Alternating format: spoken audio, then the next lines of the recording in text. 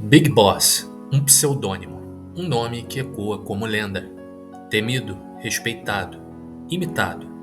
Mas o que levou esse soldado lendário a sentir nojo da própria condição de soldado?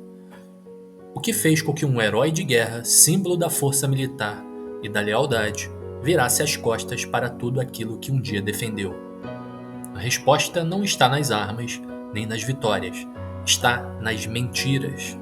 Big Boss nasceu como Naked Snake, um agente fiel, disciplinado, alguém que acreditava em sua missão como uma intensidade quase religiosa. Ele lutava pelo seu país, lutava por um propósito, lutava acreditando que sua lealdade significava algo real. Mas tudo isso desmoronou com uma única missão: a de assassinar sua mentora, The Boss. Ela era mais do que uma superior, era sua guia, sua referência, uma figura quase materna. Ele acreditava estar cumprindo um dever necessário, evitando assim um desastre nuclear, salvando o mundo.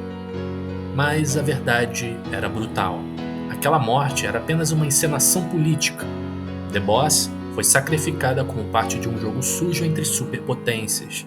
E o mais devastador, o governo sabia, usou os dois e depois os descartou. Aquele momento não matou apenas The Boss, matou o patriotismo de Snake. Matou sua fé em bandeiras, ordens e comandos. A partir dali, Snake deixou de existir e Big Boss nasceu. Mas o nascimento de Big Boss não foi uma ascensão gloriosa. Foi um grito mudo, um rompimento traumático. Ele não queria mais servir, não queria mais obedecer. Recusou o mundo como ele era e decidiu assim construir um novo. Foi assim que ele se tornou contrário a qualquer nação, porque todas mentem, todas usam soldados como peças descartáveis, todas falam em justiça, mas sacrificam os próprios em nome do poder. Big Boss queria romper esse ciclo, queria criar algo diferente. Foi então que concebeu Outer Heaven, uma nação sem bandeiras, sem políticos, sem interesses escondidos. Um santuário onde soldados não seriam mais peões, onde ninguém seria forçado a matar por uma causa que não compreendesse. Mas esse sonho tinha um preço. A guerra se tornou seu único idioma, a violência seu único instrumento. E, sem perceber, ele passou a repetir os mesmos erros do sistema que tanto desprezava. Manipulou, enganou, usou soldados como ferramentas, tudo em nome de uma liberdade idealizada.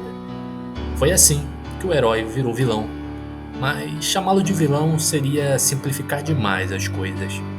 Big Boss é, ao mesmo tempo, o maior antagonista da franquia Metal Gear e o seu personagem, ou um dos personagens mais amados.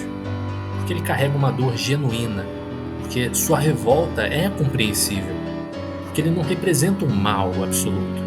Ele representa a consequência de um sistema podre, de uma lealdade que foi traída, de um homem que viu demais e sobreviveu com as cicatrizes abertas. Big Boss nunca quis dominar o mundo, ele só queria que os soldados tivessem um lugar onde pudessem existir, sem serem tratados como armas descartáveis. Mas sua tragédia foi essa. Ao tentar lutar contra a opressão, ele acabou se tornando um novo tipo de opressor. No fim de tudo, em Metal Gear Solid 4, já velho, ferido e exausto, Big Boss finalmente entendeu o peso real de suas ações. Ele, que assassinou sua mentora acreditando estar salvando o mundo, passou o resto da vida tentando impedir que o destino dela se repetisse. Tentou criar um refúgio para os soldados. Tentou dar sentido às mortes. Tentou justificar sua própria dor criando uma nova ordem, onde ninguém mais fosse usado como The Boss foi. Mas havia algo que ele só entendeu muito tarde. The Boss não morreu apenas porque foi forçada. Ela escolheu morrer. Mesmo sabendo que os Estados Unidos haviam armado sua morte, ela não resistiu. Ela aceitou. Não como mártir cega, mas como alguém que acreditava, acima de tudo, no direito de cada ser humano em ter uma escolha, soldado ou civil. Ela queria que o mundo caminhasse para esse ponto, onde a liberdade de escolha não fosse um luxo, mas um direito.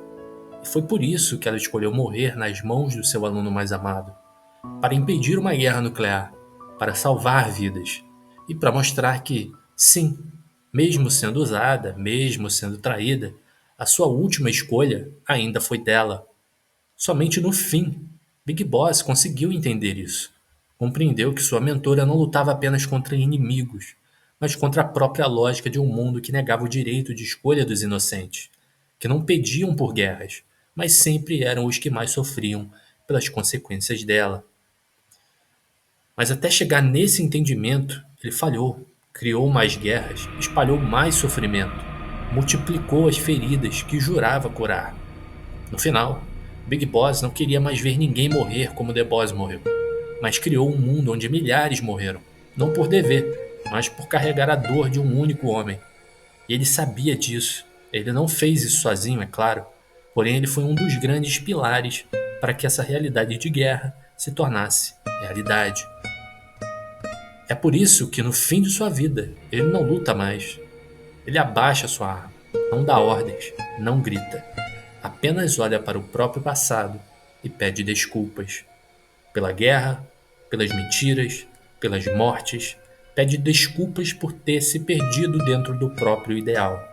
Big Boss, o maior soldado do mundo, morreu como um homem consciente de que havia falhado, não como vilão, nem como herói, mas como alguém que lutou contra o mundo e contra si mesmo e perdeu.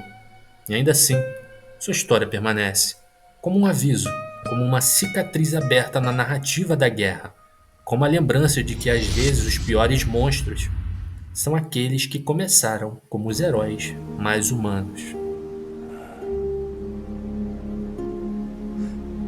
This is good.